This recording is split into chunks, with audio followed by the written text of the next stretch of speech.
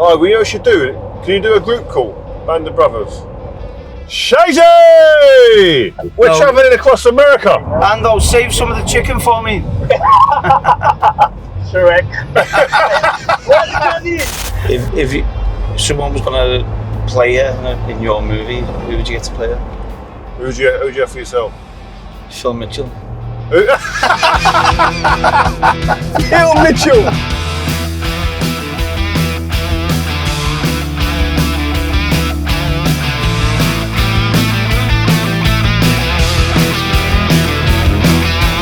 Here we go, here we go, here we go.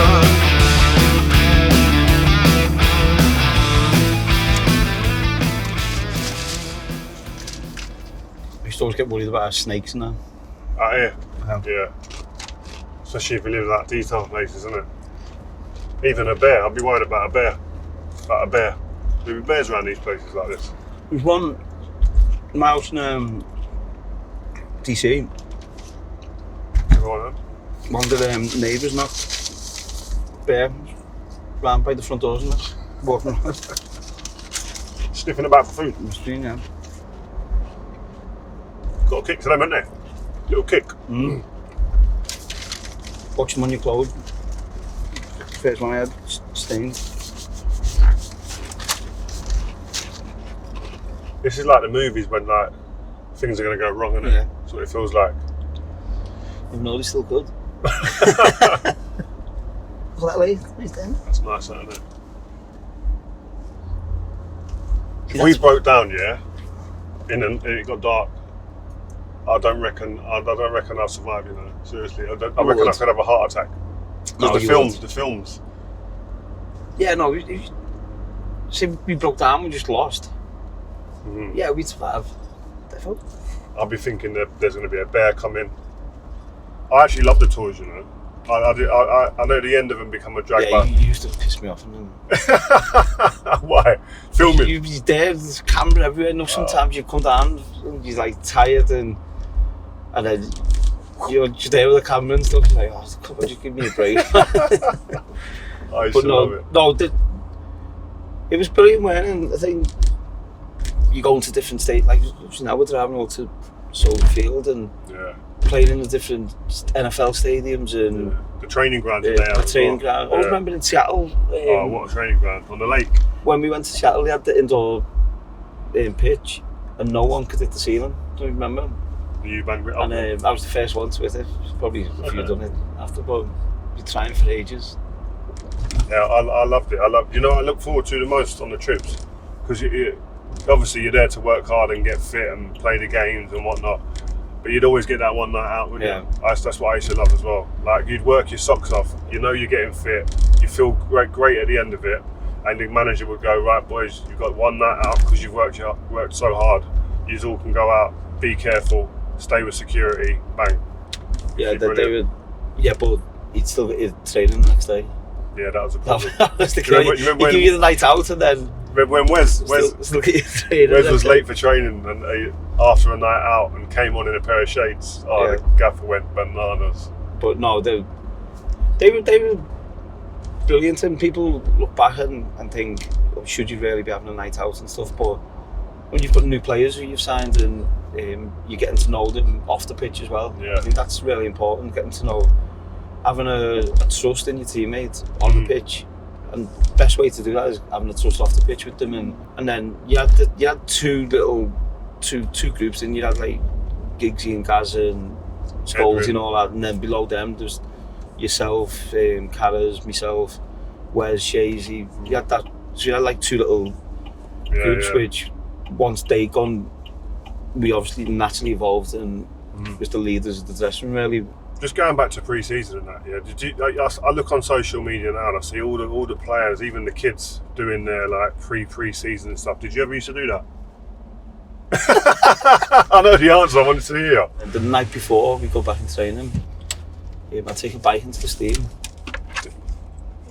for about an hour.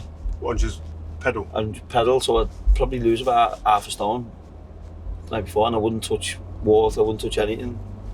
Go into training and do my weight and body fat and that. I was dying. I was dying for some water, son. to get my weight done, and then obviously eat and drink then, and then. But I used to always look pre-season, think, you know what, that's my chance to get my opportunity to get back fit. Yeah. So I knew I had to probably work a little bit harder. Like, you come back in good nick, lads have come back in good nick, but I used to think, you know what, this is my opportunity now over the next 5 weeks Train. to get back into shape and get fit, and I had to play all the games. The man you knew, I used to play most of the games in pre-season. You wanted to, that's good to get fit, innit? To get me back in. I was always conscious of my weight. Yeah. Playing. Always conscious of my weight, and night before, on a Thursday, if we're playing Saturday, I'd eat a lot. And then Friday, and even Saturday, day of the game, I'd eat very little, just to go into the game feeling light. Is it? Yeah. See, if I went into a game and didn't eat much, I would feel like I got no fuel in the I used to be jealous. I used to look at your plate. I'm just like, I wish I could do that. I wish I could have that. I used to have like a plate of pasta or rice, and then chicken or salmon or whatever on the side, a couple of pieces. And you always have the desserts in that as well. Yeah, I love the desserts. If there was a crumble. Do you remember what I'd have night before a game? No. I'd just have a chicken salad. Oh yeah, I do remember. I chopped it up. You chopped it up, innit? Salad and just one piece of chicken. Yeah, I remember now, yeah. I wouldn't touch any bread. That's discipline, that though. It was hard. Are you conscious of your weight now? Do you think about it now? Sometimes, you know, but you got to relax, innit? You got to enjoy life. I am, and it's not got to change, and it's took a lot to make myself look this good. Yeah, but you were naturally strong. I'll never forget, I remember I was in a gym, we used to have like the 100 kg club, and you never even touched the gym. And we're all in the gym building up to get to 100 kg, whatever, and everyone's like high-fiving, brilliant. And one day you just came in and just went bang, 100 kg. And yeah, I was strong. And I was always, probably weren't educated enough on it, to be honest. We're now, all sports science is massive in the game, so probably weren't educated enough on what the gym does. I used to always think, because I'm a big build anyway, I used to always think, if I do the gym, I'm just going to bulk up. Where obviously there's different things you can do to not do that and tone yourself up more, but I weren't bothered about looking. It was always interesting the last couple of months of the season. The group of players going in just to get themselves looking well for the beach. Yeah, that was me. Doing press-ups, pull-ups. Have you ever seen me on a beach, a t-shirt on, cap on, and then a towel over me hiding from the sun? So it was always interesting. But I was always fit, I could run all game. Yeah, that's what you pride yourself on, isn't it? It's weird because you're a centre forward who prided himself on being able to like harass defenders, run, be aggressive, play at high intensity, but then you still had the guile and all of the finesse. If there was a ball there, I could run all day. But if you actually do running, I used to hate running next to you because like long strides and it looked easy. But then when we're doing runs and just like, just felt like you had to do so much more work just to stay alongside you. The runs, you know what I mean? And then, but during games, I think that's just a hunger, really. Yeah, that's just you. That's your makeup, isn't it? Yeah. It's a desire to keep going, but it's what remember, it's mad, isn't it? Because when I watch games now, I don't see anyone talking to each other, and I seen you say something a few weeks ago. But like we used to argue all the time, in games, and like used to be quite raw as well. So the stuff we'd say to each other, that was just like you pushing me or me trying to push you. I want to see people having arguments on the pitch. I think it's healthy. Yeah. Do you know what I mean? It refocuses everyone. Like a lot of my mates say to me, like, "Did you you really used to argue and like say a lot of bad stuff to each other?" I said, "Yeah, but it was like get to the change room, it's like forgotten." Yeah. Because you win the game, and it's like there's a purpose to why you're doing it. I've got a little book with everything written down what you said to me. No, but that's bad. That's if you can't go. I always say it when you go into a pitch. If you're not doing your job right, or you're trying to like cut corners with it, whatever, you're costing me what I want to do, and vice versa. If I'm not doing it, I'm costing you what you want to achieve, because it's not individual sport, it's a team sport. And as a manager, I used to say that if someone were running, I'd say to a player, he's gonna kill you. He's gonna cost you. Yeah. You might be playing League One next season because he's not doing his job. Don't wait for the manager to say it. Yeah, You got to say it. Your salary's chopped in half. Then that affects your family life, your mortgage and all that. That's a low level. Yeah. So that's where players need to take responsibility more and say, come on lads, it's not personal. Yeah, exactly. Gaffer was the same, and he'd have a go at you and then you'd sit on the bus after the game and then you knew he forgot about it when he comes and slap you on the back of the head and stuff. Rub your hair and all that stuff. So that's just a responsibility thing, Yeah, definitely. What happened with the table tennis? Did Ronnie end up the champion? Ronnie, if I'm going to be honest, if we played 5 games, Ronnie would win 3, I'd win 2. Probably. In more times, more often than not. I'll tell you who was good as well. Top 3 was Ronnie, Robin Van Persie and me. Was Robin good at it? Robin had his own bat.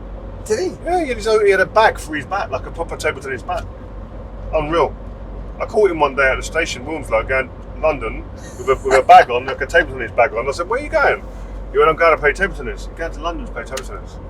Do you remember come back from pre-season once when you rubbed me pants?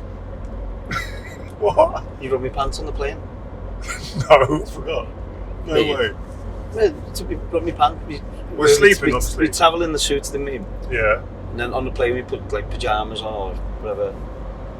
So then an hour before landing, we were all getting up, so I put my shirt on, tie on, pants are gone. Remember? No, I can't remember. Pants are gone. And I've nicked them. 100% you I can't remember.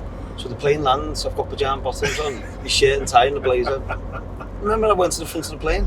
Oh, you wouldn't let us off? Yeah. Oh, I remember now, yeah. I remember I went to the front of the plane. Now I remember. Bobby Charlton, rest his soul, and the manager at the front of the plane. The plane stops and I've gone, right, boss, sorry, no one is getting off this plane until I get my pants back. And I can see all you chuckling at the back of the plane. That's what it was about though, wasn't it? Yeah. That's just, we used to have such a laugh on tour. Yeah. That's why I love filming it. I just thought it was unbelievable. It was the best. And then they were a lot. That last week was tough. Yeah. You'd always get like a couple of arguments when you in that last weekend. Do you remember that time in Asia we went and Berber come with us? I don't know, it might have been his first tour. The Club World Cup. Was that what it was? When he got sick. Yeah, so we didn't see him for like 2 days. And then we see him, he lost about 3 stone. Yeah, but we played Tottenham. My memory is like mad. I remember everything. We played Tottenham away and Studs told us to stay up, to acclimatise to the time zone. So we stayed up. Then we flew out to Japan. And Berber was the only one who wore a face mask. And he got ill? On the plane. And on the way out there, and he got ill and missed it all, didn't he? Oh mate, he was in a bad way. The chef taking food to his room and... He said he was calling to the door. Berber was just calling to the door because he's ill. You know what I felt for him, because he weren't communicating well then at that time either. Yeah. Like, he was on his own a little bit and he just he was quiet anyway. I think he just but felt that's broken. his own fault. He used to sit there watching House. Yeah, it's true. Constantly. He'd be getting a massage with his iPad watching House. Yeah. He didn't engage at that point. He actually talks more now than he did as a player ever. Yeah, he talks too much now.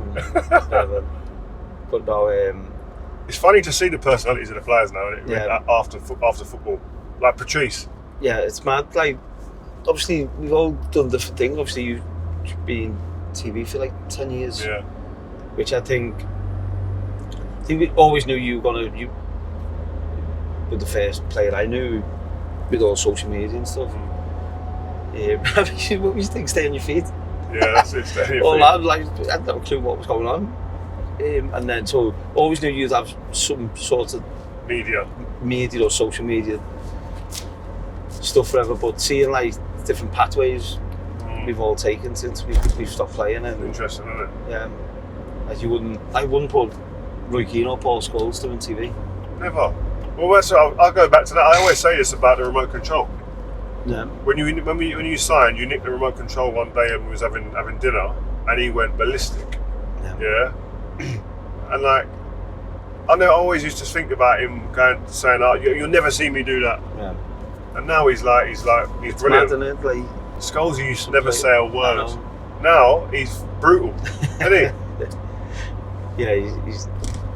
But it's mad, isn't it? Like Michael Owen. doing TV. I don't think I've seen anyone who hates football more than him. He'd be there with the Racing Post, obviously well known, he loves his horses and stuff, but never would have thought he'd go and do TV. He was never involved in any football chat in the change room, was he? Like we're all chatting about football or the game at the weekend or whatever, and he'd just be sitting on when he's in his area, just reading the Racing Post. Maybe if you mention a horse, straight in, wouldn't he? he was, yeah. I actually think the manager signed Michael Owen for tips on horses. Probably got a few horses in the stables, hasn't he? Yeah. But it's interesting seeing the different characters in them. Different. Like I didn't think Carras would be a manager. I thought he'd be a coach. I didn't think he'd be a manager. Yeah. Yeah, it's mad, isn't it? Like I don't know if I thought I'd be a manager or go into management. I don't know. I never thought I'd go and play abroad. Yeah, true. Like that was, for me, very me ankling and the kids. An easy decision. No, it was tough. It was a tough one to move away with your kids and put your kids in school in the States and that.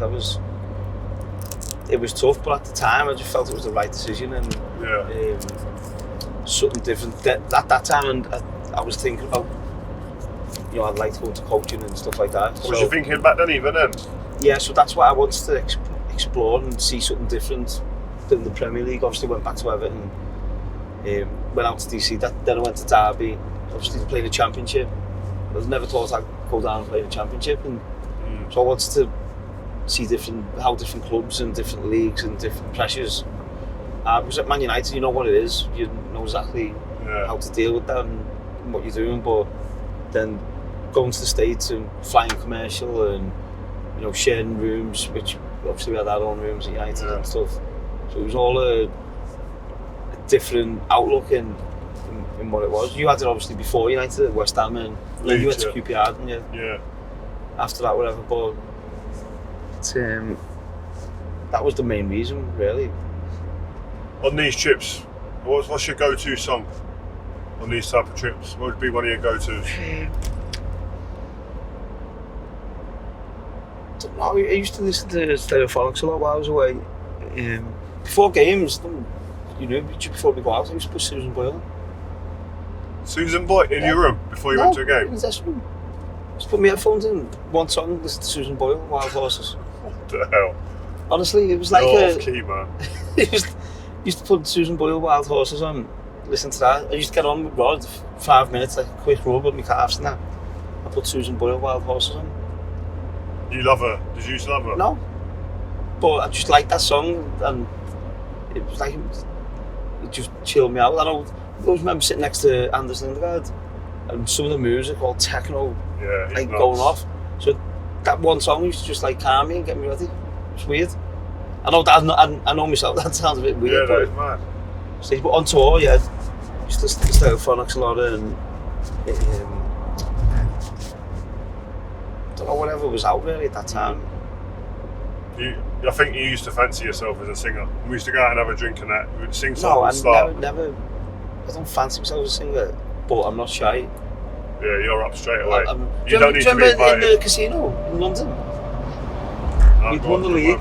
We played Chelsea when we stayed over, and we had like a bit of it was like a bit more formal than what we normally have, but we had that little do in the casino, and manager was there, Bobby Charlton's there, David Gill on the tables, and the band was on. There was like a jazz band on, and we're all just sat around on food, and I was thinking, we only had one drink. I was thinking, I need to do something here. So I got up with the band. I always remember Bobby Charlton looking at me. I say, what are you doing? We got up with the band, and then he got everyone up and going, and then obviously had a good night. But you weren't shy coming forward for a sing song. Yeah, no. I'm always. Was you at the Christmas do? When you all booed me off? What one? You weren't the one Stereophonics come and played at, was it? No, it was in a pub in Manchester. What, the Grapes? No, it weren't the Grapes. And all the Spanish lads got up and done a little bit. Juan. David De Gea, I think. Yeah, Herrera, I think, was there. I weren't there. So they all got up doing a little bit of guitar and stuff. So I was fuming, so I got up and started singing. The lads had all planned it, but they all booed me off. No way. They lost me head. Lost me head, mate. David De Gea, man. Oh. His music was, remember, Slipknot he used to like, rock, like some mad rock.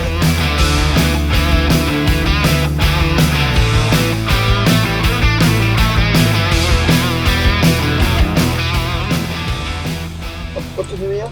Just tap it, I think. Where'd you tap it? I'll press the ticket. You press the button for the ticket. He can't get near it. He can't get near it. Oh, that's funny. Did you ever have any like below par seasons in your own mind? Some people might not even notice it, but in your own mind, goes below par this year because of pre-season. Yeah, I did. I think there was season. Do you remember we went to pre-season and on the way back we stopped in Nigeria? Oh yeah. Oh, you got ill, didn't you? And me and my cat got ill, and I was off for 3 weeks. It was bad illness actually. So I was off for 3 weeks, and then the impact that had on me was massive. You know, just missing. And it was right at the end of the pre-season. It was a week before the season started. And you felt fit and ready, and then just took it out. And then I was off for 3 weeks, killed, like absolutely. Yeah, I did that as well. It was an absolute nightmare. So that pre-season is huge. Do you reckon it could have a big difference in the season this year? Yeah, 100%. It will 1,000,000% have a difference in how the team play, how they perform, results. It'll make a big difference, I think. Because some players, I don't think there's any point in time to run away from it or hide from it. Some players struggled in that system last season, and you know whether they were playing out of position or. So that's why I'm really interested from now till the window closes. What players come in and what players leave. And that's why I was thinking when everyone's saying, "Oh, some people go, oh, he's got to go, the manager, he hasn't worked." I'm like, you need a pre-season to get your ideas, because especially if you play such a different way to the previous regime and manager, you need that time. I don't think it's until you go to Man United that you realise like the magnitude of the place, the size of the club, like, and what the badge represents. Like when you stood in that tunnel for the first time and you're walking out in a Man United kit, it's mad. It's mad, isn't it? It's obviously none of us are from Manchester. Yeah. But it's because we've watched on for many years, probably jealous. And like, do you know what I mean? They're winning everything, especially that 90s team, and you're going like, wow, Sir Alex Ferguson's at the helm, and then all of a sudden you're standing there going like, I'm now part of this. But then added to that is mad pressure to continue that success.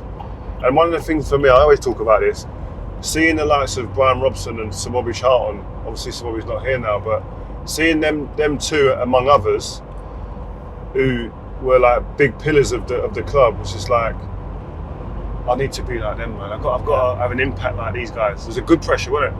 Yeah, but it's also, as you say, you see Robbo there, and you know, Sir Bobby, and like I said before, Dennis Law presenting me with the number 10 shirt, and the history and you know the legacy them players have left behind.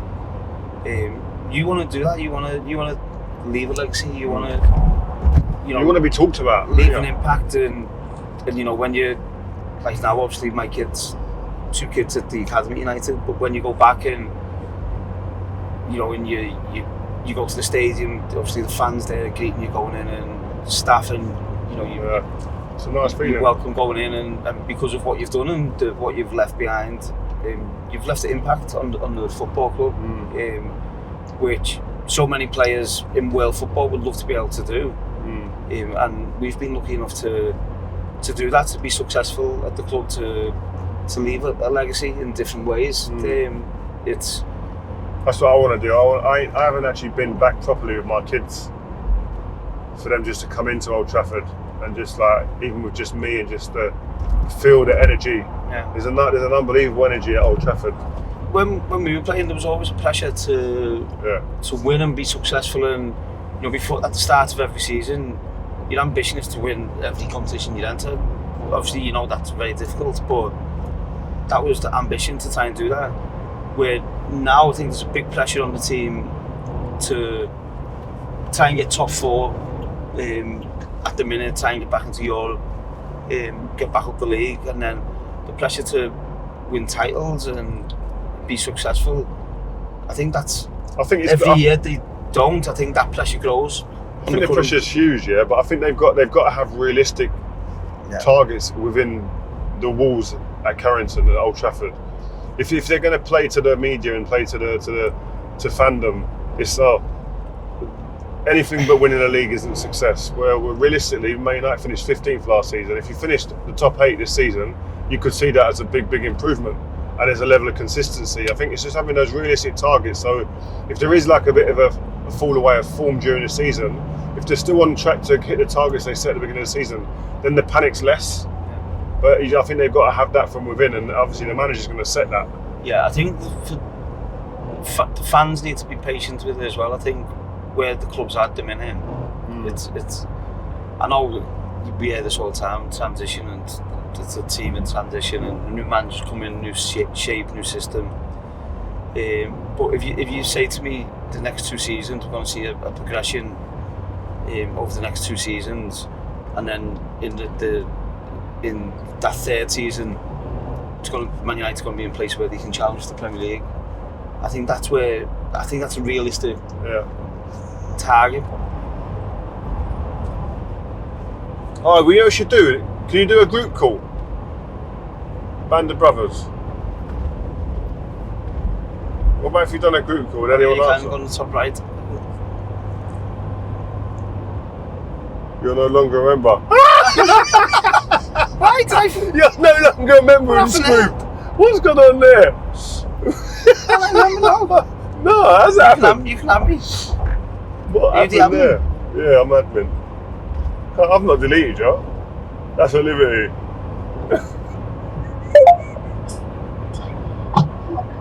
Ando! Yes! Hey! Fucking hell, out of it, all the people we wanted to answer weren't him. There's a person who don't speak English. Jeez. I'm in Portugal. You're in Portugal. Next week I come. How are you going to be there? Yes, I go have a party in Portugal. Stay for 30 days. Where do you stay? Algarve? I go Algarve after. I'm in Porto now. Ando, the boy died. No? Ando, save some of the chicken for me. Correct. Where's Nanny? Where is Nanny? No, Nanny's sleeping. Nanny is funny, man. Nanny's crying. Cheers, Ando. Appreciate the advice, mate. Thank you, bye. See you, bye. The only one we don't want to answer the phone who can't speak English, and he answers it. But I loved going away with a team, and it's like that. It's like adventure, wasn't it?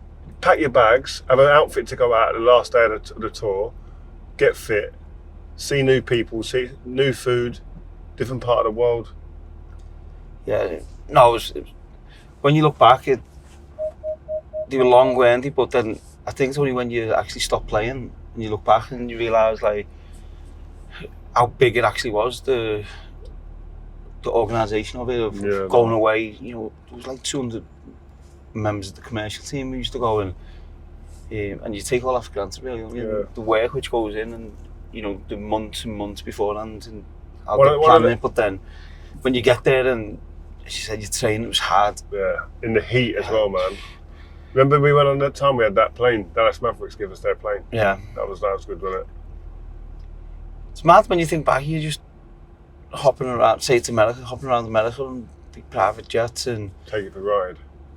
Food, obviously nice food, and getting looked after, training hard, getting fit, playing in games, playing in different stadiums you'd never think about playing in. Tell you, one of the best goals I've seen in pre-season was that I played in was actually a pre-season tour game in America, in New York at a Giants stadium. Do you remember? I don't know if you played. Veron was here then.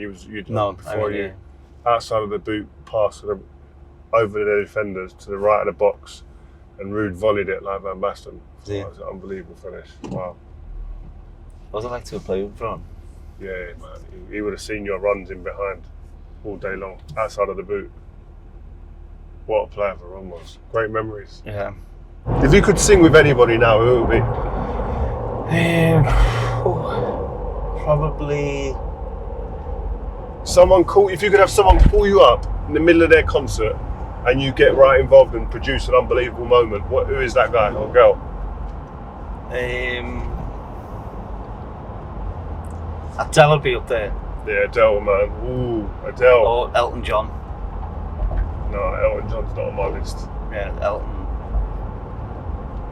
Adele would be up there if I could sing and match note for note. At the moment, you know, Burna Boy. I like Burna Boy as well. Like just the vibes. That's Thames. a tune, mate. Burna Boy with Dave location. Oh yeah. Thames Send me the would be good. location, and I'll be right there. Who else? Do you know who's sick? I'm not saying biased because I'm made to them, but H. H, was he good? H I've not seen him in concert. He's sick, I like mate. some of his songs. He was in mine a few weeks ago, Was he? and he's sick. By the way, he can rap. By the way, he can spit. Yeah, massive night for him. It'd be Usher. Sorry. If I could go on stage and like produce a moment, sing a song like Superstar. It's me and my missus' song. Is it? Yeah. No way. Is it? Flashlight, Yeah. big stage. That's me and my missus' like song. Bodyguards. Yeah. Yes, Wazza. Paparazzi flash, 100 pictures all of Wazza, you got an eclectic taste in music, haven't you? You like a I lot just of like everything, yeah.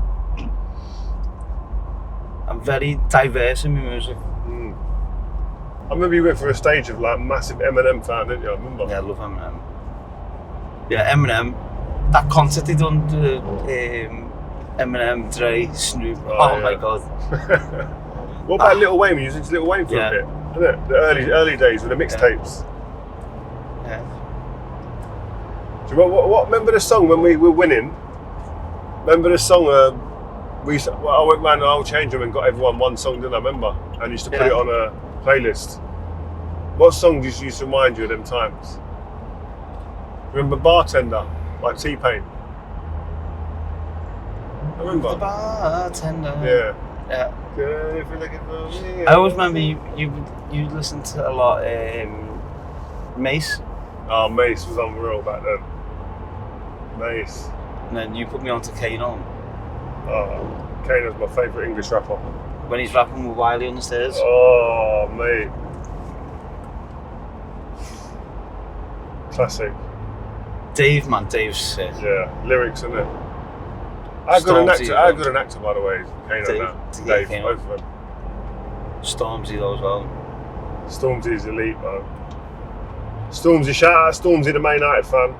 Bad boy. Have you seen Mobland? Yeah. I ain't seen it yet. Is it good? Yeah. Is it better than Kin? No.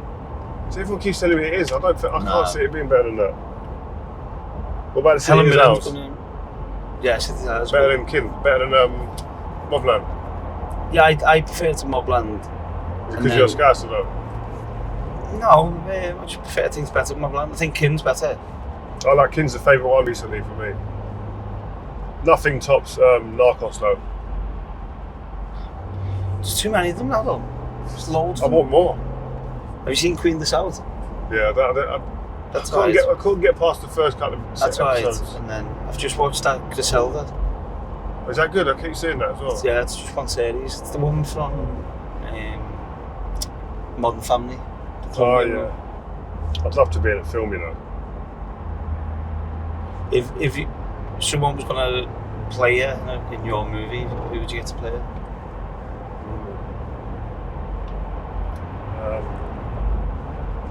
Who would I get to play me? Wow.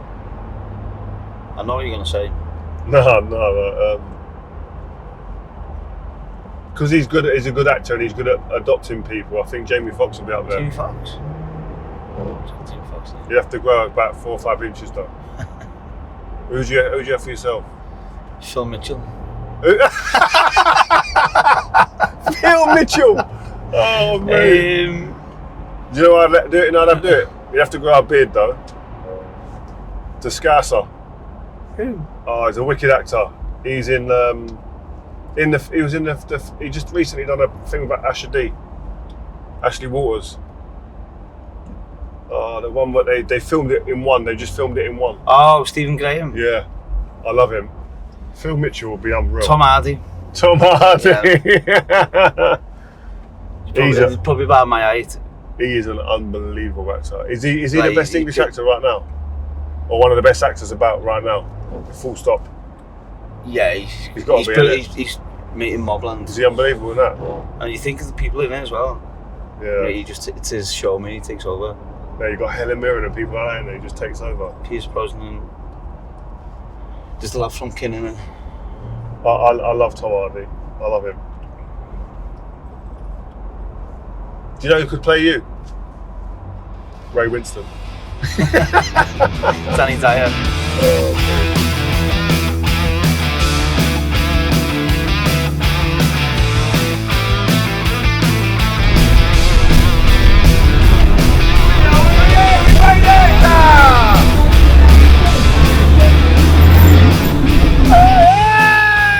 Hey! Shazy! Oh, he's gone. Shazy! Where are you? You're on the plane together, right? We're travelling across America. Good memories from Chicago. Actually, I missed the penalty against Bayern Munich. You don't remember that, do you? Did you? What are you doing taking a penalty? Yeah. Who was on the pitch? Oliver Kahn. To be fair, he was a good keeper. Oliver Kahn saved it. Good to speak to you, Shazy. Listen, behave yourselves. See you later, mate. Bye. See you, boys. Oh my God, what a trip that was. How long? 4.5 hours. I need to have a yoga session just to sort myself out now.